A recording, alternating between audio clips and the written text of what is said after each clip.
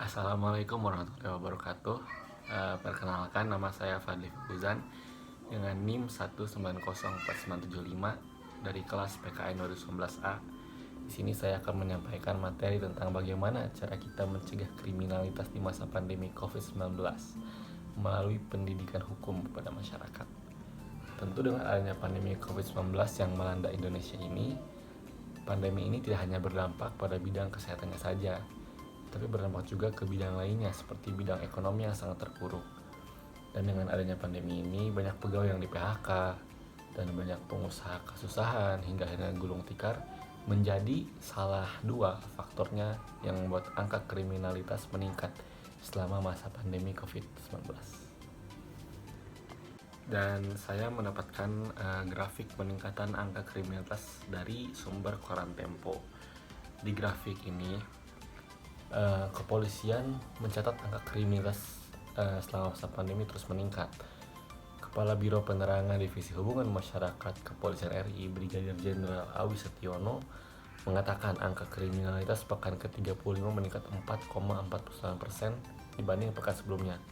Nah, kita bisa lihat di grafik ini, di bulan Agustus 2020 itu naiknya dari pekan ke-34 sampai pekan ke-35 itu naiknya sebesar 4,49%. Yaitu yang tadinya dari pekan ke-34 itu ada 4.449 kasus, dan di pekan selanjutnya naik menjadi 4.649 kasus. Lalu di bulan Juli 2020 itu peningkatannya cukup signifikan, yaitu 7,8%. Dari pekan ke-29 itu ada 5.282 kasus angka kriminalitas. Lalu di pekan selanjutnya, pekan ke-30 itu naik menjadi 5.666 kasus. Nah, dari tadi akumulasikan dari kasus-kasus tersebut itu, penyalahgunaan narkoba itu masuk menjadi kasus tertinggi dengan 666 kasus. Sementara pencurian dengan pemberatan itu ada di 559 kasus, penggelapan itu 370 kasus, pencurian sepeda motor itu ada 171 kasus, dan pemerkosaan itu ada 54 kasus. Melihat situasi sekarang ini yang serba sulit menyebabkan berbagai perubahan perilaku manusia, orang yang tidak kuat untuk bertahan dengan cara-cara yang halal tentu akan melakukan jalan pintas, yaitu dengan melakukan perbuatan yang bertentangan dengan hukum. Apalagi Kementerian Hukum dan HAM memberikan asimilasi dan pembebasan bersyarat kepada lebih dari 36.000 narapidana demi mencegah penyebaran COVID-19 di penjara.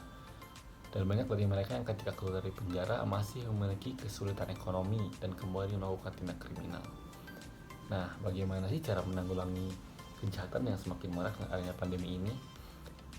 Nah, tentu dengan kejahatan yang semakin marak ini perlu peran dari aparat pemerintah, baik itu TNI maupun Polri ataupun masyarakat. Itu kerjasamanya sangat diperlukan dalam menjaga keamanan dan ketertiban. Tapi masyarakat pun harus sadar bagaimana mencegah suatu kriminalitas itu terjadi dengan memiliki pendidikan hukum ataupun dia memiliki kesadaran hukum yang sangat tinggi, yang baik gitu.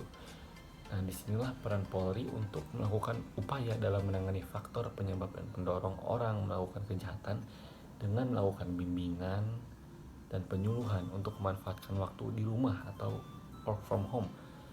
Penyuluhan ini juga perlu dilakukan agar masyarakat menjadi masyarakat yang law abiding citizens atau warga yang taat hukum. Pendidikan hukum yang telah diberikan kepada masyarakat bisa berupa dengan cara mematuhi kebijakan yang telah dikeluarkan oleh pemerintah, baik itu pemerintah pusat maupun pemerintah daerah, yaitu untuk menjaga jarak dengan orang lain atau social distancing, rajin mencuci tangan dengan sabun atau hand sanitizer, dan juga menggunakan masker. Dengan kita mematuhi himbauan dari pemerintah tersebut, itu termasuk sebagai upaya bela warga negara gitu. Dan tentunya pendidikan hukum yang bisa dilakukan untuk mencegah kriminalitas itu sosialisasi mengenai seperti apa sih hukuman jika seseorang melakukan tindak kejahatan seperti pencurian, penipuan, perampokan, dan lainnya gitu. Nah, itu harus disosialisasikan gitu kepada masyarakat. Mengapa? Agar masyarakat itu tahu gitu bahwa perilaku yang mereka lakukan itu salah dan bertentangan dengan hukum, dan agar masyarakat merasa takut dan enggan untuk melakukan sebuah tindak kriminalitas. Kesimpulan yang bisa saya ambil adalah dengan pendidikan hukum yang baik, masyarakat pun akan tersadar bahwa ketika mereka melakukan tindakan kriminal itu, hukumannya akan sangat fatal sekali. Terima kasih. Sekian dari saya. Mohon maaf apabila ada salah-salah kata. Wassalamualaikum warahmatullahi wabarakatuh.